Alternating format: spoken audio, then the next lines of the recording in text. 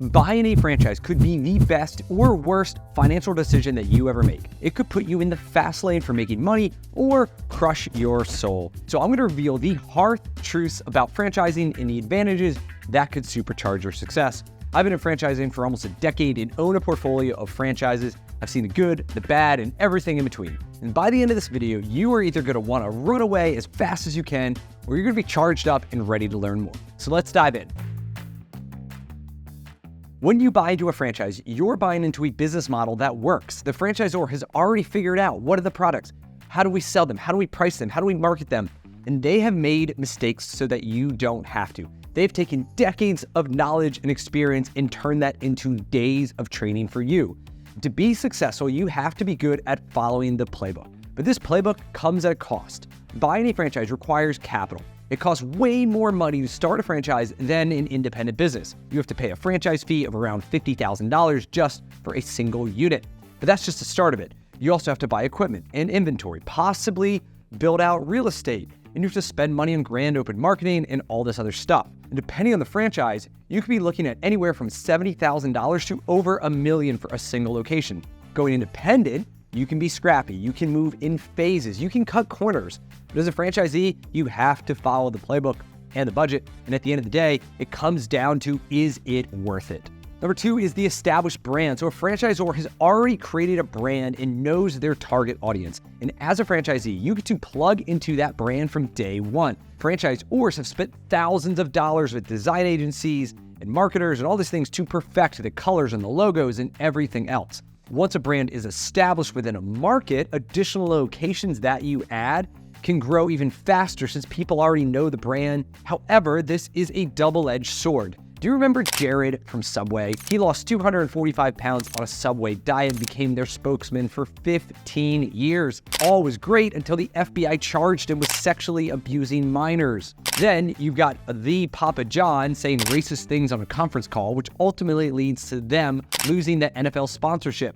And it's not only spokesman, right? Another franchisee could end up on Channel 6 News or whatever, and it gets a bad reputation that you are paying for. So you can do everything right, and you're along for the ride, the good and the bad, and you need to be prepared for that. Number three is a support system. So one of the most significant benefits of franchising is the support network. They don't just hand you the keys and say good luck. They're going to train you in everything related to operating the business, estimating, selling, and execution. Many franchisors also have proprietary software to help you manage everything from inventory to payroll.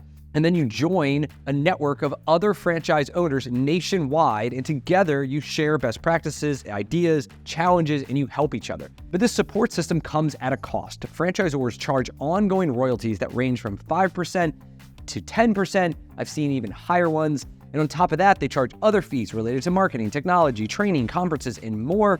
And some franchisors require you, the franchisee, to upgrade your equipment, remodel the building, and it's on their schedule, not yours, which can lead to unexpected costs down the line. All these costs are detailed in item 6 of an FDD, and you really want to make sure that you understand all of the fees before you sign anything. You need to work all these costs into your financial model and then ultimately decide, is it worth it, right? For some brands, it's a no-brainer. It's a great return on investment. While others, you're going to pay all this money, royalties and fees and all this stuff. And it's like, what am I getting in return, right? There's no value for what you're buying.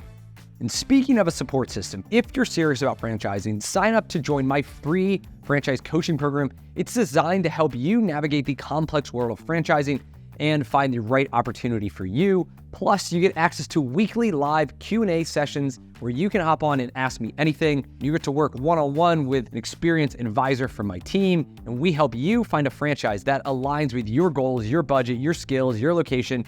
So if you're ready to start exploring franchises, click the link in the description below to book a call. And again, this coaching program is 100% free to you. Next up, we have risk. There's always risk when you start a business, but with a franchise, the risk is lower than starting from scratch because you have this proven model and robust systems in the network and all this stuff. The other thing is banks love to lend money to franchises because of this lower risk. The SBA will lend up to 80% of the startup costs for a franchise. So you're looking at buying a franchise that all in costs $500,000 to get it, like franchise fees and get it up and built and working capital and marketing and equipment and all the stuff, 500 grand. They will lend up to $400,000 on that startup business because they believe in it and because they trust the model, and it makes a lot of sense for them to do it. Compare that to an independent business where it's much, much harder to get a loan. When you buy a franchise, you're in it for the long haul, right? Most franchise agreements are 10 to 20 years, and this long-term commitment can be great if things are going well, but if the market changes, life changes, whatever, and you need to find a way out, you either have to sell the business or shut it down. If you shut it down, there may be penalties and fees associated with that. Franchisees do love to sell to other franchisees. This is how I grew my franchise business from a handful of locations to over 33, was by buying franchises from other people in my network who knew me, liked me, and trusted me, and it ended up creating some win-wins. Number 5 is buying power. You benefit from the whole network's purchasing power when you're part of a franchise system.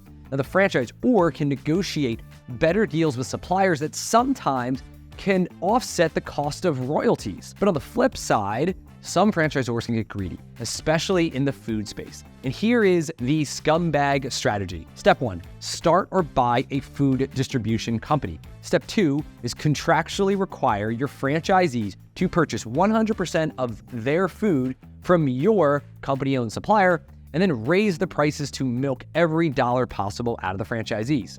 Do you remember Quiznos? It was a fast-growing sandwich chain that toasted their subs. It was amazing. I had it when I was in high school. They don't exist today because the franchisor ran this playbook, bankrupted their franchisees who couldn't make any money because of all the royalties and paying this huge premium on their food costs.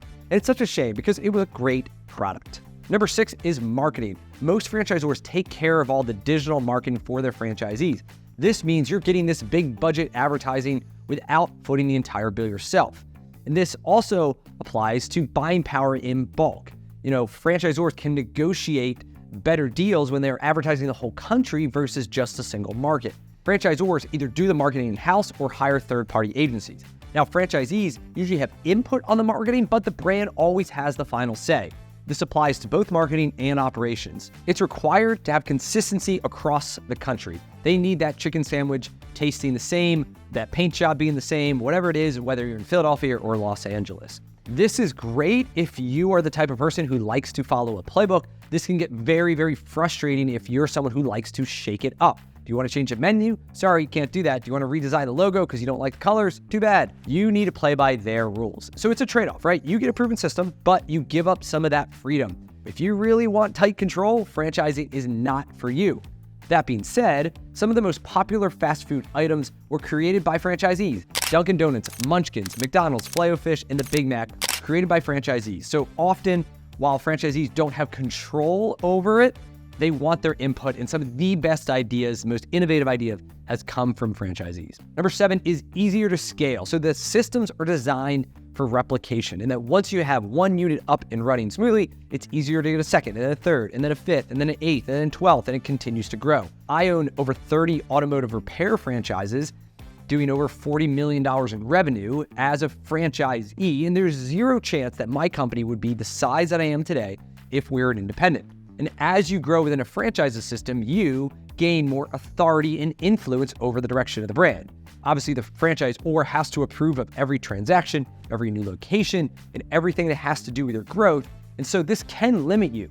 Sometimes franchisees get denied expansion because their sales aren't high enough, or the franchisor thinks they're getting too big and they don't want that much power with one franchisee, or there's some politics or something else going behind the scenes. Going into it, you really want to understand how the brand views growth. Do they encourage it?